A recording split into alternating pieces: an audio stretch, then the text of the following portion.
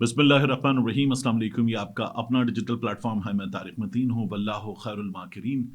अल्लाह सबसे बेहतर तदबीर फरमाने वाला है। अल्लाह की तदबीर तमाम तदाबीर की इमाम है।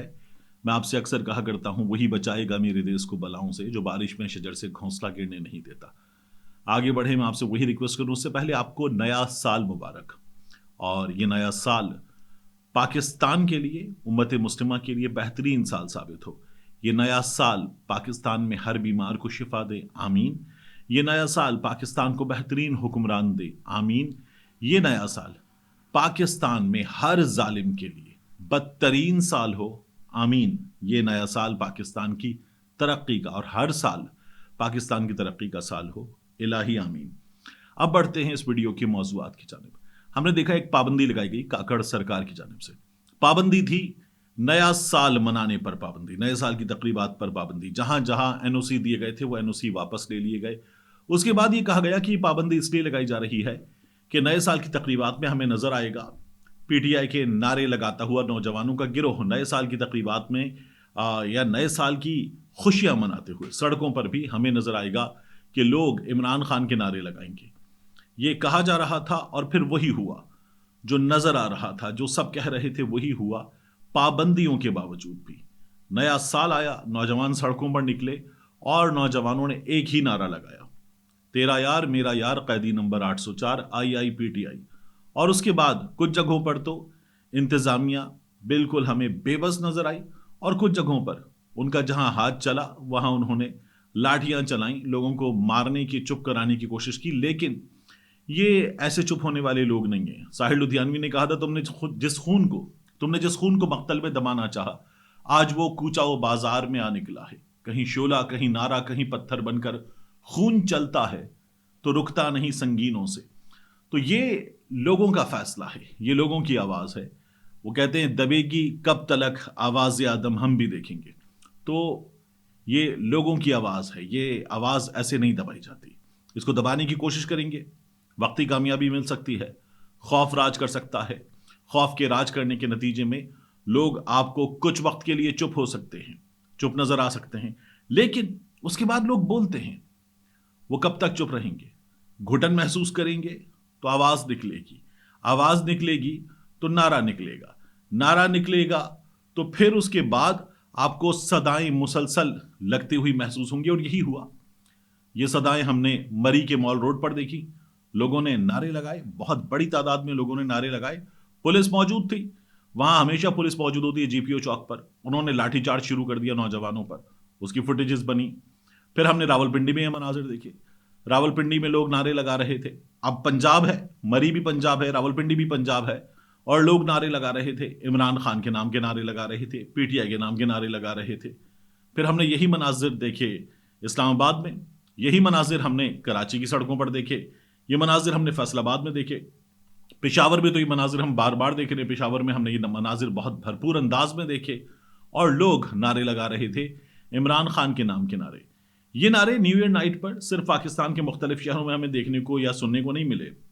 ये नारे हमने दुबई की सड़कों पर मुसलसल सुने। दुबई की सड़कों पर 1.5-2 घंटे तक मुसलसल लोगों का एक के बाद एक टोला आता था और वो नारा क्या लगाते थे? इमरान खान का नारा, कैदी नंबर 804 का नारा, पीटीआई का नारा। और ये नारे मुसलसल सुनाई दे रहे थे।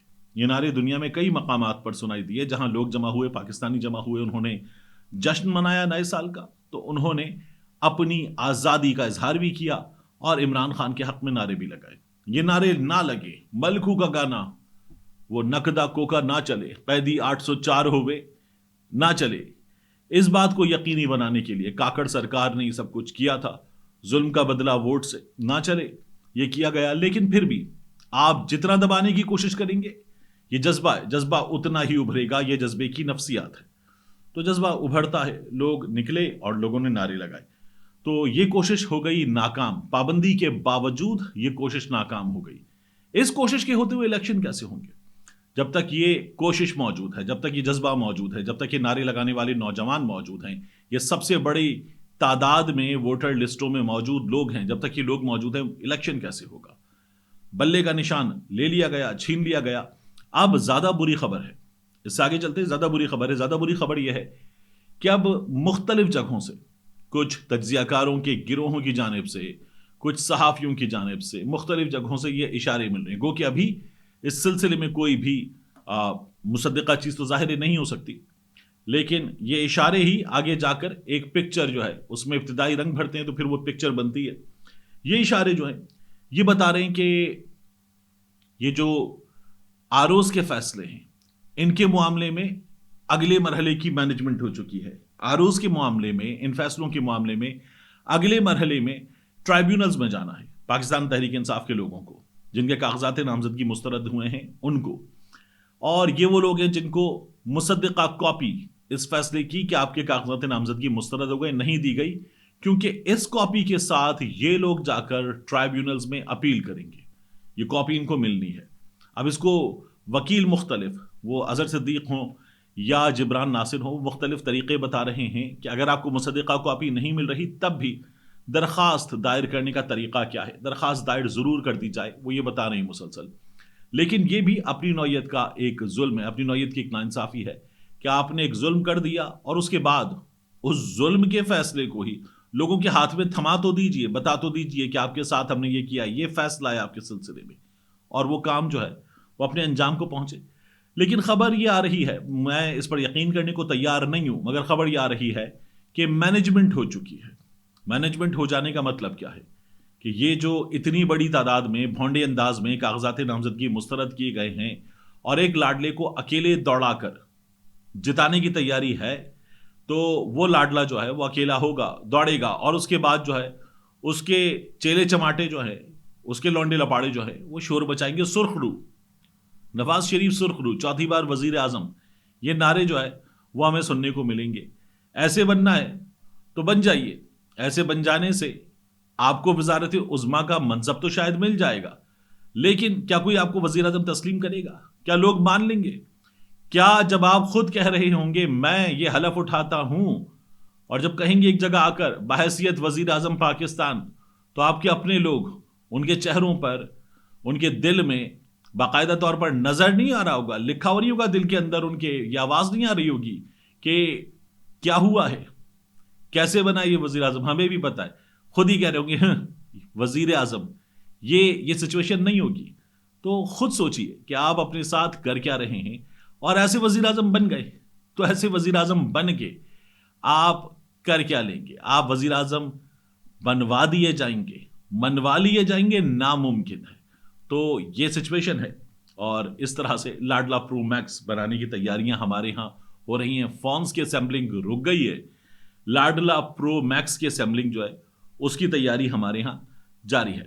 آخر میں اس ویڈیو کے اختتام کی جانب مجھے آپ سے ایک بات اور کرنی ہے۔ ایک خبر آئی کہ خیبر پختونخوا میں فضل الرحمان کے قافلے کو نشانہ بنایا گیا، اس پر گولیاں چلائی گئی ہیں۔ ابتدا میں خبر آئی تھی فضل الرحمان کے اور ایمل ولی کے بارے میں کہ ان دونوں کی جان کو خطرہ ہے، اس سلسلے میں ایک سرکاری ڈاکیومنٹ بھی ہمارے سامنے آ گیا کہ یہ جاری ہو گیا ہے اور ان دونوں کی حفاظت کو یقینی بنایا جائے۔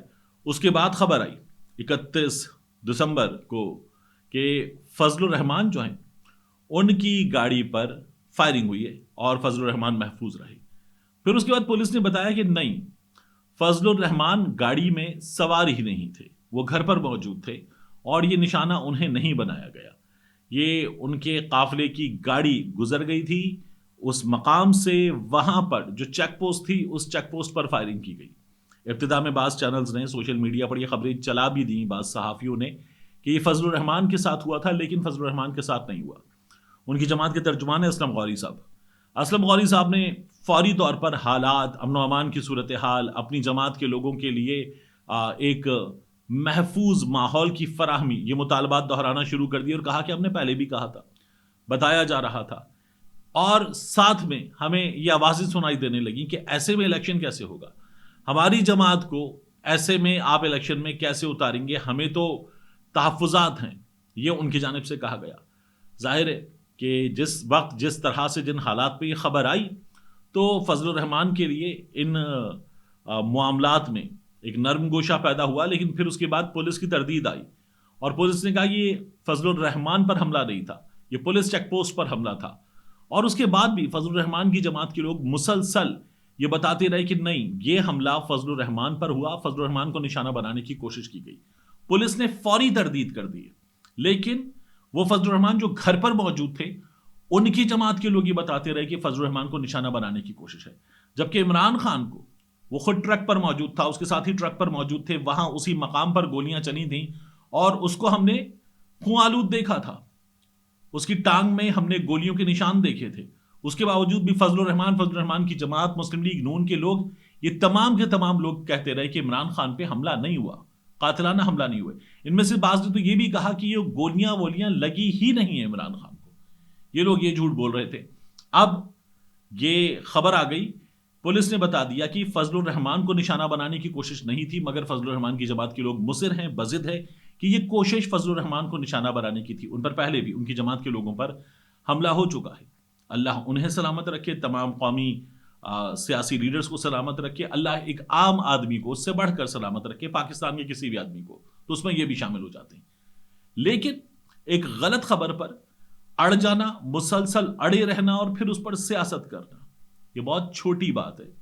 اس بات سے اجتناب کرنا چاہیے. جن حالات میں یہ سب کچھ ہوا ہے، ان حالات میں اس کو اپنے لیے ایک اپرچونٹی بنانا بہت چھوٹی بات ہے. اس سے ضرور بچنا چاہیے. ملتے ہیں انشاءاللہ آپ سے اگلی ویڈیو میں.